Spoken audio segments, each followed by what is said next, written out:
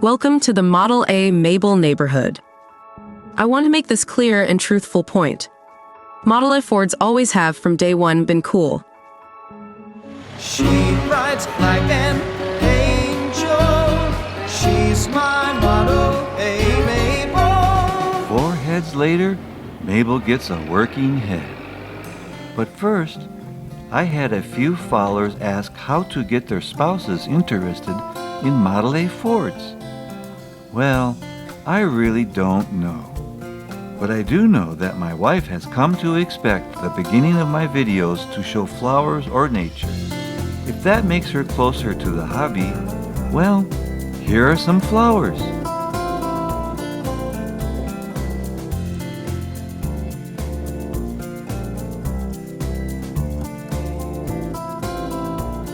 Okay, let's get to work. Now, I had to go through 4 heads to find a good working head. Well, to my standards. Let us start with head number 1, Mabel's original head. It had a crack going through the stud port at cylinder 1 and 2.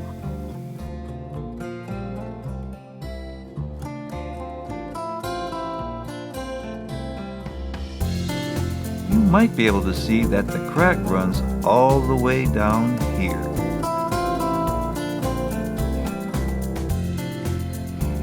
So let's do a visual quality inspection, as I want to build up data points as to what to expect from an original Ford-made head, specifically the working part of the cylinder head. Okay, first, cylinder 1. Nice and smooth. Come over here. There's a little bit of a dimple, but not much. Come out this way. Good. Nice light dimple there. Good there. Come over here. Good. Come over here. Good. No problem. Over here. Good. Good. Let me use the other hand. Come down here. Good. No problem. Come down here. Good. Over here, way over here, is a little tiny bit, but not much. Boy, that's really very slight. Good. On these 2 slight dimple ports, there was more carbon buildup, as if the flow of combustion was trying to fill in these lower areas. Exactly why more carbon built up, I don't know. It was almost like a self-correction was taking place. So, that was Mabel's head. Now, I purchased a new head. This is a Model B head with a 5.5:1 compression ratio. Here is a pulled photo showing the item as marketed. The new B-type cylinder head has arrived. The top side looks fine. Let's do an inspection of each working cylinder area, starting with cylinder 4. It looks fine. Cylinder 3 looks fine. Uh-oh, those marks on cylinder 2 are not mine. Cylinder 1 looks fine. I admit that the lighting is something to be desired here.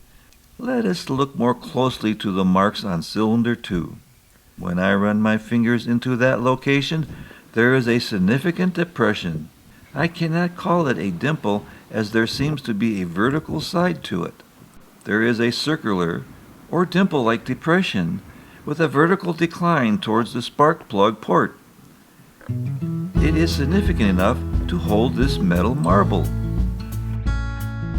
The other cylinders do not have such a depression at all.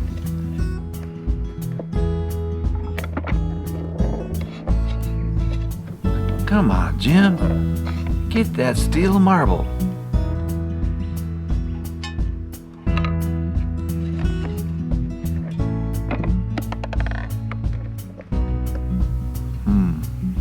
My white doggy, Max, gets his hair everywhere. There you go. The other 3 cylinders are fine. I could not find an easy way to measure, but my best estimation is about a 1/4 inch in depth. Limburger cheese. So now the drama starts. Being in quality and reliability engineering for, say, half of my near 40 years, my little squirrel brain may take a different view than others. I am not an expert, but I also have received a lot of different and opposing opinions. Now I did make a list of pros and cons, but I'm going to save everyone from all of that. Everyone is free to comment their opinions, nor am I going to talk about the businesses I worked through to get an acceptable head for Mabel. All businesses worked with me and treated me fairly. The bottom line, from my talking with 3 different businesses, in the nutshell is this. 1. There doesn't seem to be any quality control in place when it comes to blemishes in what I term the working part of the head. 2. There seems to be no evidence of any customers returning them like I had. 3. Since the original business didn't have any more in stock, I ended up talking to 2 more businesses before finding an available head. Of the 3 different companies, I talked with each, and each said in the years they've sold these heads, each company only had 1 head that was deemed as unacceptable. How or by who, I don't know. Since opinions flew everywhere, yet all rooted in opinion and not in data, well, I had to make the call myself. Was it the right one or not? You can judge. Now, my thoughts in short went this way. When one gets conflicting inputs, how about starting with the concept of better safe than sorry? 2. Now, the depth, size, and vertical decline in the working area of the head did bother me in not knowing if a hot spot or early head or gasket failure or some unintended problem could occur down the line. 3. What it came down for me was this. Is this the type of quality that we should expect and accept? After all, no blemishes were presented on the marketing pictures or mentioned as a possibility. As we can see, the marketing picture shows a perfect blemish-free head. There was no talk about these blemishes, no data on its effects, if there are any. Nevertheless, maybe I have become just a grumpy old man and expect quality control standards to assure quality for the customer. So, these are the reasons I decided to send it back. Head number 3 came from a spare Model A Ford engine that my step-up son had in his garage. I can put it behind my dishwasher. We cleaned her up.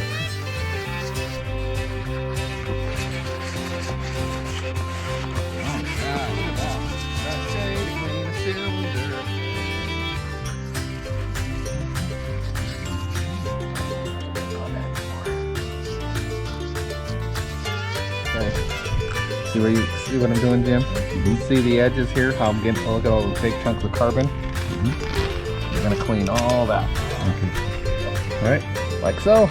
You got it. That's your homework. There you go. Showed you how to do it. All right.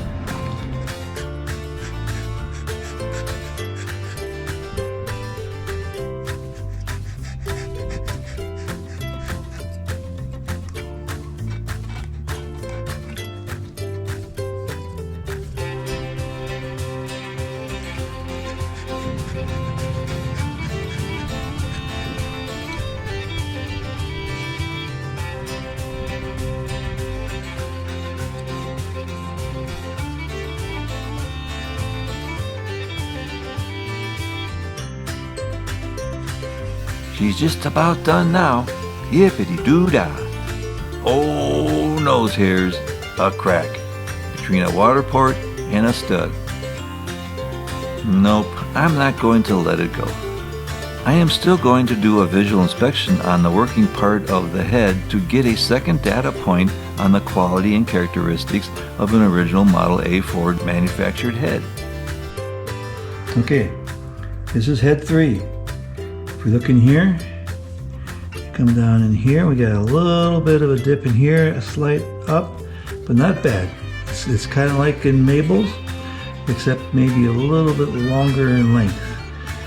And you can see a lot of buildup in here. Here was a lot of extra carbon, as if it was trying to even out through the laws of physics, I would assume. Comes here is fine. This one is good. Feels fine. This one comes in, feels good. That's three. Number 4 comes in. A little bit of a dip in here, kind of like in Mabel a little bit. I think maybe just slightly more pronounced in size, but not necessarily in depth. And then it's fine in here.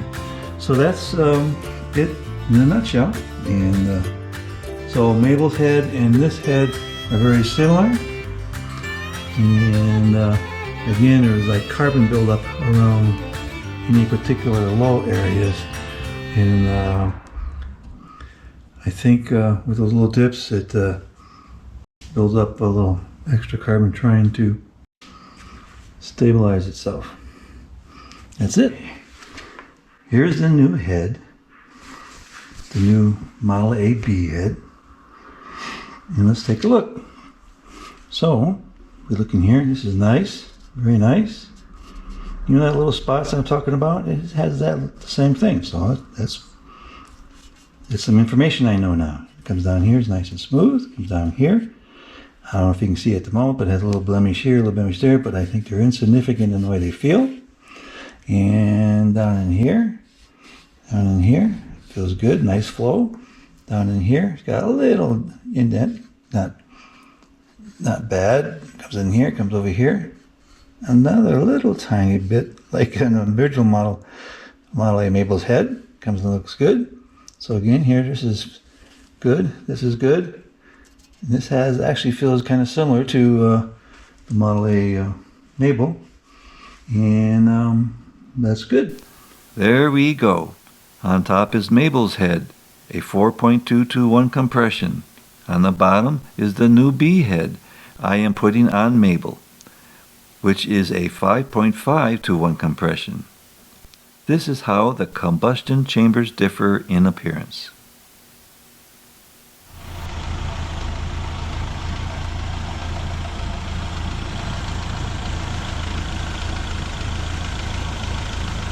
Thank you for watching Model A Mabel.